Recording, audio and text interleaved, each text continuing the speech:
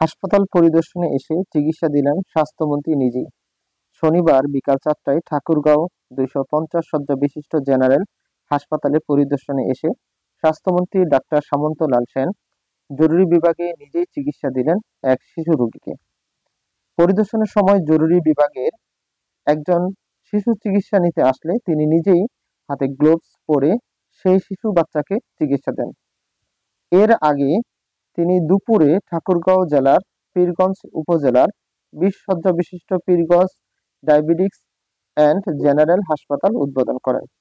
এ সময় ঠাকুরগাঁও হাসপাতালের বিভিন্ন ওয়ার্ডে পরিদর্শন করেন এবং রোগীদের সাথে কথা বলেন।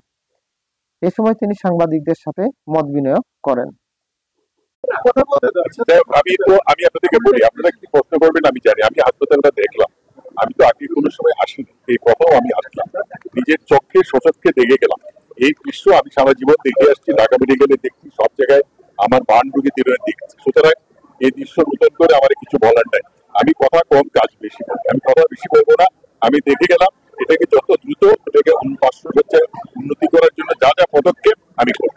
মেডিকেল কলেজ করার ব্যাপারে আমরা আলোচনা করবো, নিড বেস করে চিন্তা করবো। এটা কোনো কথা না, একটা স্ট্যান্ডার্ড সেট আপ করে আমরা একটা ফর্মুলা তৈরি করছি, কে কোন পর্যায়ে চিকিৎসক কে কোথায় থাকবে সেটা নিয়েও কাজ করছি। তা যার যেখানে যেদিন থাকার কথা সে সেদিন থাকবে, তারপর এটাকে বদলি করা হবে।